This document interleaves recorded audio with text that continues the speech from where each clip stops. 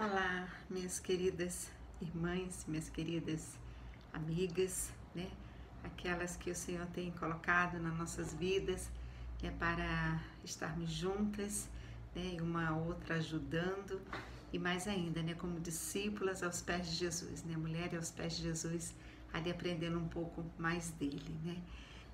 Para hoje, eu gostaria de compartilhar, não vou dar um estudo inteiro, mas quero compartilhar apenas uma palavra com vocês, que está no Evangelho de Lucas 22, do capítulo 39, eu vou ler até o 46, que diz assim: E saindo, foi, como costumava, para o Monte das Oliveiras, e também os seus discípulos o seguiam. E quando chegou àquele lugar, disse-lhes: Orai para que não entreis em tentação. E apartou-se dele cerca de um tiro de pedra, e pondo-se de joelho orava, dizendo: Pai, se queres, passa de mim esse cálice, todavia não se faça a minha vontade, mas a tua. E apareceu-lhe um anjo do céu que o confortava. E posto em agonia, orava mais intensamente, e o seu suor tomou-se grandes gotas de sangue que corria até o chão. E levantando-se da oração, foi ter com os seus discípulos e achou-os dormindo de tristeza. E disse-lhes: Por que estáis dormindo? Levantai-vos e orai para que não entreis em tentação. Né? Esse é um texto que vai falar um pouquinho sobre Jesus no Getsemane, né? A história dele naquele momento de agonia, né? A gente passou agora pela Páscoa, trouxemos bastante a memória, né? A história de Jesus lá no Getsemane, que foi o momento da sua batalha, né? Entre a carne e o espírito, né? Mas assim, o interessante nesse texto, e que eu queria chamar a atenção, é que Jesus ele buscou ir orar, né? Ao invés de dormir, né? Apesar dos discípulos ali, diz o texto que eles estavam dormindo de tristeza, né? Mas Jesus ele optou naquele momento em que o coração estava agoniado, ele optou para ir orar, né? Não ficar abatido, mas ele ia orar. E muitos de nós também, nossos momentos de aflições, né? Às vezes começando a questionar, às vezes a gente, ou faz como os discípulos, né? Entra numa tristeza e foge, né? E vai dormir, mas ali a gente percebe que Jesus, ele fez questão, né? E aí ele chama, né? E ali naquele momento, ele estava ali passível, né? Quando ele estava ali naquele momento de angústia, ele estava 100% homem e 100% Deus, né? Ali era um momento em que estava dentro dele, agia essas duas partes dele, porque ele era um Deus encarnado, mas ali ele estava na sua humanidade, mas ele também estava na sua divindade, tanto que até quando ele chegou na cruz, quando ele foi colocado naquela cruz do madeiro, ele ainda estava ali angustiado com tudo aquilo que estava à sua volta, né? Aquilo que ele estava passando também, porque como humano ele sentiu todas as dores, né? E ele fala, né? Pai, se possível, afasta de mim esse cálice, né? E ali ele realmente traz essa parte, né? A humana da dor, né? Mas também o lado divino, que é o lado que ele sabia que teria que passar, né? E assim, esse texto me trouxe muito assim uma lembrança de tudo que nós estamos vivendo, né? Eu vejo muito que nós precisamos colocar esses dois lados, né? Que é o lado humano, nós sentimos as dores, sentimos estar em casa, sentimos esse isolamento, tudo isso, né? As mortes, né? Pessoas, toda hora tem um óbito, acontece isso, manda notícia daquilo, tudo isso nos afeta como seres humanos, né? Com nossas emoções, né? Mas a gente também tem um lado que nós precisamos trazer dentro de nós, que é a nossa espiritualidade, é o Deus presente em nós, né? E esse lado da espiritualidade, do Deus presente em nós, ele tem que emergir, né? E vir à tona, e para que nós possamos também nos apegar, né, nessa espiritualidade, né? Então, assim, eu lembro que pela segunda vez, quando Jesus ele vai orar, né, aparece para ele, o texto diz assim, que aparece um anjo para consolá-lo, né? E a própria presença de Deus, né? Naquela hora, aquele anjo era a própria presença de Deus. E assim, a gente pensa que tem lutas que Jesus, ele vai estar presente, né? Ele não vai nos livrar dela, mas ele diz, a palavra de Deus, a promessa dele diz que ele vai estar presente, né? Se nós temos que passar por isso, temos, né? Se, eu vou orar e para que Deus me cubra e essa doença não vai me pegar. Ok, nós podemos orar, pedir a graça de Deus, mas o que vai fazer com que nós não sejamos atingidos não é só, porque Deus livra um e não livra outro. Você seria um Deus injusto.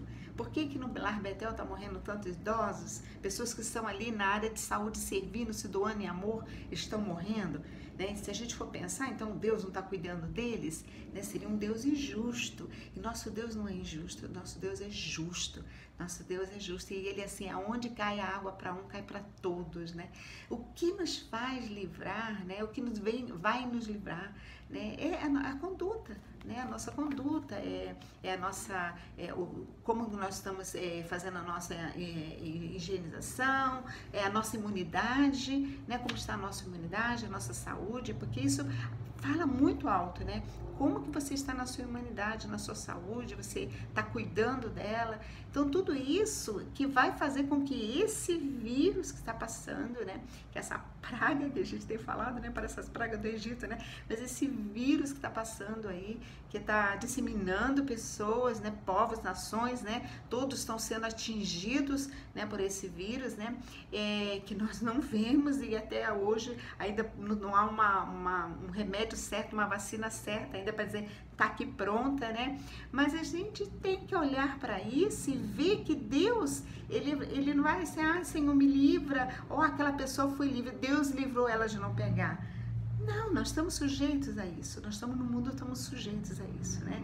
Mas eu vejo assim que o mais importante neste momento, além de cuidar da nossa saúde, de fazer tudo que está sendo pedido, é a gente saber que Deus está conosco. E aqui, Deus não livrou Jesus da cruz, não livrou do sofrimento, não livrou das dores, né? Muito pelo contrário, o texto diz que o anjo foi lá consolar ele, trazer o conforto ao coração dele.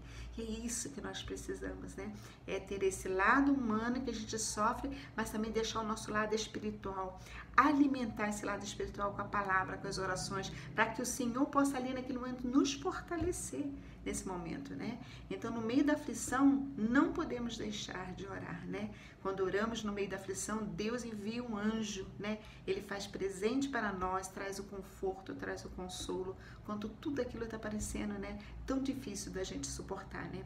E eu lembrei um texto de Daniel, né? A história de Daniel é muito interessante, porque Daniel, a história dele nos ensina que ele, né, ele tinha que ir para a cova do leão. Então tem dois aspectos na história de Daniel, que é quando ele vai para a cova de leões e quando ele vai para a fornalha, né, de fogo ardente. Quem conhece a história de Daniel vai lembrar bem disso. Então Deus não livrou eles de ir, né? Ele foi para lá, porque era uma lei, era assim que era feito com as pessoas que não obedeciam. Então, mas Deus esteve presente, não livrou ele de ir, mas livrou eles lá, quando eles estavam lá dentro do problema, né? E nós estamos dentro desse problema. E Deus, o livramento dele vai ser dependendo da nossa fé, né? É esse livramento de saber que ele está presente. Eu fico pensando, esse dia eu estava pensando, meu Deus, se acontecesse, né, da gente pegar né, e o que aconteceria? Você parou para pensar, né? Eu falei, Deus, eu preciso estar bem contigo, né? Porque se tiver que ser, vai ser. Né? Eu tô cuidando, tô me cuidando, mas quantas pessoas também estavam se cuidando e acabou também pegando? Porque a gente não sabe, né? Então, assim, eu vejo que a gente precisa ter a nossa confiança no Senhor, né? Então, Daniel, ele não foi impedido de ir para a cova dos leões, né? Mas Deus estava presente lá, né? Então, tem momentos que até o silêncio de Deus é resposta às nossas orações. Né? Ele está trabalhando, Deus está trabalhando enquanto nós dormimos, Deus está trabalhando, Ele está agindo. E no mundo eu vejo assim, que Ele está naquele processo de ensinamento para nós. Ele está ensinando algo para nós. Nossos ouvidos têm que estar atentos para ouvir o que Ele está ensinando, o que Ele está querendo dizer para nós, né? Com tudo isso que está acontecendo, né? E se a gente for ver tudo que o homem tem feito, tudo que tem plantado, tudo que tem acontecido no mundo inteiro, né? Eu vejo vejo assim que nós precisamos estar atentos e ter uma nova vida, uma mudança de vida, né? Falar metanoia, né? Mudança de mente, né? Nossa mente tem que mudar em relação ao mundo, à natureza, às pessoas, o tratamento, o olhar, né? Então essa é a oportunidade, né? Então Jesus, né? Voltando ao texto lá, ele passou pelo processo da cruz porque orou e foi encorajado a prosseguir, né? E é isso que eu quero deixar para vocês, minhas queridas, que nós precisamos orar, porque o Senhor nos encoraja, né, a prosseguirmos, a nós continuarmos firmes, né? A luta está grande, mas haverá vitória. Haverá um tempo em que nós vamos lembrar disso, mas lembrar como um grande aprendizado na nossa vida, né? Que Deus te fortaleça, né? Nesse dia, nesse tempo que nós estamos vivendo, né? Que você não venha desanimar, que você possa colocar sua fé em Jesus. Nós estamos no meio da luta, estamos no meio dessa tribulação, né? Nesse tempo, né? Tão inesperado, né? Que nós não estávamos esperando, mas é uma coisa certa, o Senhor está conosco. Ele não nos abandona, é a palavra de Deus, né? Ele não nos abandona, Ele está conosco, segurando firme nas nossas mãos. Nós precisamos colocar nossa fé nele, nossos olhos nele, né? Tem um texto que eu gosto muito, que é o Salmo 121, que fala: eleva os meus olhos para o monte, de onde me virá o socorro? Meu socorro vem do Senhor Jesus, que fez os céus e a terra, né?